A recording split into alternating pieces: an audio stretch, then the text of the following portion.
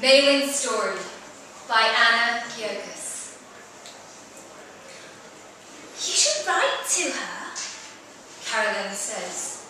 Carolyn, who does not have children, has arrived with gifts. A hungry caterpillar book for the baby, a red felt hat shaped like a bell for me.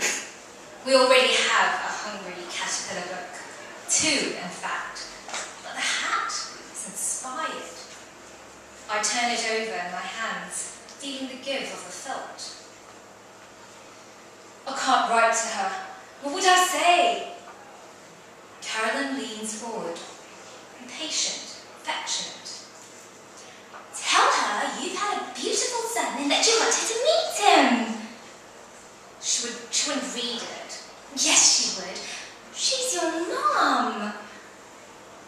I feel a spike of hope because, surely, if she could just see him, Carolyn carries on. I mean, look at him. We take a moment to gaze at Reuben. He will be 3 weeks old tomorrow. He still has that puckered look of a newborn. His fingers flutter as though he knows we are watching him. His nails, too terrifying to cut, are long. Carolyn makes more tea and I settle down on the sofa. Reuben needs a feed, but it takes him several attempts to latch on. We're still getting the hang of this, him and I. There is pain in my nipple as the milk rushes down, and then he begins. He sucks and breathes. Suck, suck, suck, rest. Suck, suck, suck, rest. The last time I saw my mother was at Chinese New Year 2 years ago. I drove down alone all the way through London and out to Farnham to tell my parents that I was engaged. Andrew had volunteered to come with me, to introduce himself then, to help me explain, but I told him not to. I knew that the prospect of me marrying an English man would be enough for my parents without the reality of Andrew all 6'3" and green-eyed in their living room. Had I known my dad would hit me, I would never have gone. To be hit as a child is one thing, but to be hit as an adult is another. Sugar? Carolyn asks. 2, please. You don't usually. I do now. I shift, and the baby drops off the nipple. His mouth hangs wide as a trickle of milk rolls down his cheek. You could write and send her a photo. She couldn't resist a photo, she suggests. You'd be surprised. Over the years, I'd said very little about my parents to Carolyn. She has no idea, for instance, that my mother grew up believing it shameful for the first child in a family to be a girl. It isn't that I'm embarrassed, but I don't think Carolyn would understand. She doesn't have the instinct for it. Which may be why Carolyn can't see there is no point in sending a letter. My parents truly feel that I betrayed them by marrying against their wishes, and by the standards they grew up with. They are right. To send them a letter now would only aggravate their outrage. You're tired, Carolyn says, bringing me more tea. I'm fine. No, my lovely, you're tired. And I'm going to go. She kisses my forehead. Don't you dare move. I'll let myself out. I listen to the click of the front door and transfer Reuben to my left arm so that he can hear my heart in his sleep. In the end, the letter I send is very short. My mother, a child of the Revolution, is embarrassed by terms of affection, so after some debate, I do not begin, "Dear Mother," but simply, "Mother." Every word is difficult. I have not written in Mandarin for years and my calligraphy is no longer good. I spent a long time considering how to describe Reuben, my Reubenine, my Reubenesque, my Ruby boy. How to convey the enormity of Reuben. After several attempts, I decide simply to write that I have a son, that I have given him the Chinese name Fa. Fa means beginning, and he signals the beginning of a new period in our family. I explain that he is strong and that his eyes miss nothing. I invite my mother to meet him because he will need the guidance of his grandparents to grow. I do not mention Andrew, or that I am lonely. I do not say that I need my mother. Once the letter is finished, I take it immediately to the post box, pushing Reuben in his buggy, though he's hungry and meals all the way. Have you heard anything? Carolyn asks when we meet again several weeks later. I sip my tea. It's too hot and scalds my mouth. Not yet. I am tired today. Reuben woke every hour of the night. He has a slight cold and his nose is blocked, so he can't feed. I am dizzy and disconnected with fatigue. Before having Reuben, I hadn't realised it possible to be this tired. Nothing at all? Carolyn asks, which strikes me as stupid. Either my mother has been in touch or she hasn't. No. It grates that Carolyn's cashmere cardigan is the exact blue of her eyes, that there is a pretty flush in her cheeks from the walk from the station, that Carolyn is not tired. Anyway, I ask to change the subject. How did your date go with that guy on Wednesday? Theo? Carolyn reaches for a biscuit and bites into it, catching the crumbs before they fall. He was actually quite good looking, but... And we are off. We have been talking about men like this since we were students together in halls. The pattern is familiar, though the men, quite naturally, have changed. Now that Carolyn is recently divorced, a short marriage, a move to Hong Kong, an unfaithful husband, new and rich senior suitors have opened up for discussion. As we talk, I move about the kitchen, which this morning is full of sunlight, the first real sun of spring. I wipe down the sides, boil the cattle, replenish the biscuits. Every now and again, I go over to the bassinet on the floor to check on Reuben.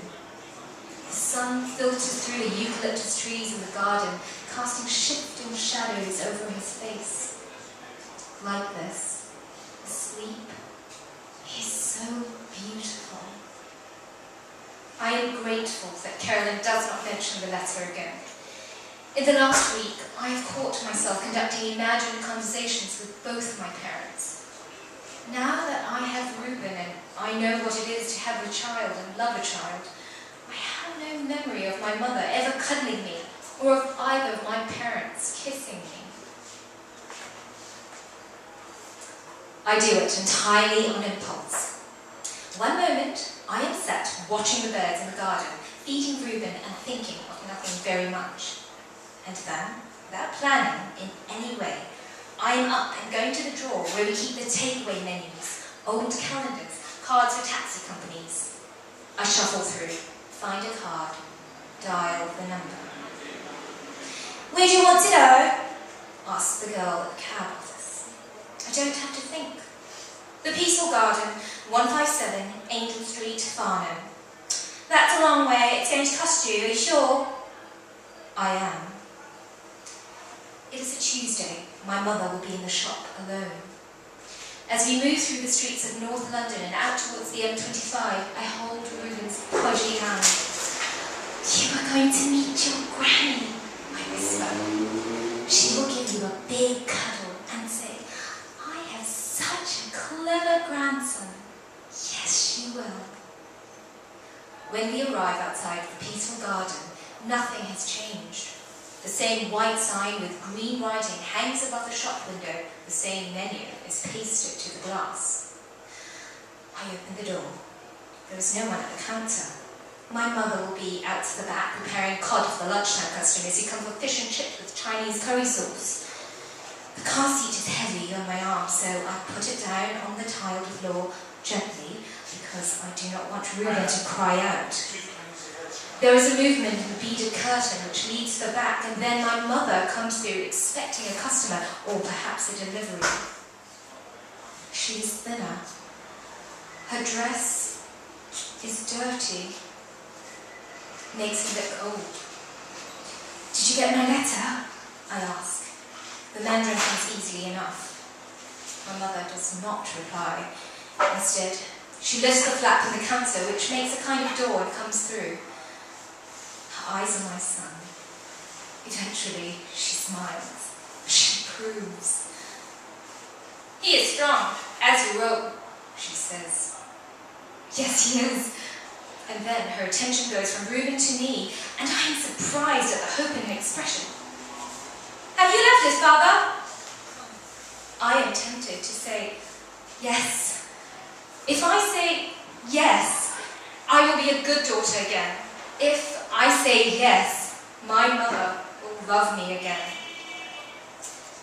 For a moment, I am silent, and in that moment we are together, me, my mother, and my son. 3 generations. The possibility of a lifetime like this stretches out. No, Mama, I have not left him. If you have not left him, why have you come? To see you? Something in my mother contracts them. What happened to you, Mei Ling? I was so proud of you. Mama, your duty was to me. Mama, you owed me a peaceful end to my life. There is a coldness in her voice which frightens me. Now you owe me nothing. Go. I feel hot and fluid as I leave. I walk to a nearby park and find a bench to sit down. Reuben is fussing now, and I struggle to undo my bra while searching my bag for my phone to call Andrew. Around us, the town goes about its business. I listen to the traffic. Children released into a playground. A train in the distance. 18 years later, I sit at my kitchen table, waiting for my son to come home. It is his birthday. 18 today. He's late. I baked him a cake. It sits in the centre of the table. White. Perfect. I've been speaking on the phone with Carolyn. Carolyn, who has left to live in Florence with an artist. She calls every Sunday for an hour or more. We rarely talk of men these days. In fact, she didn't mention the artist. Nor did I mention Andrew, though in my way I still love him. We talked instead of our children. I complained, as I usually do, that Reuben is never at home, and about how, when he does appear, it's with a girl. Funny little ginger-haired thing who sits up the stairs without meeting my eye. Carolyn promised me that I shouldn't worry. She agreed that he will, when the time is right, find a suitable wife. The autumn sunlight fades. The cake casts a longer and longer shadow across the table. I remain where I am, unmoving, waiting.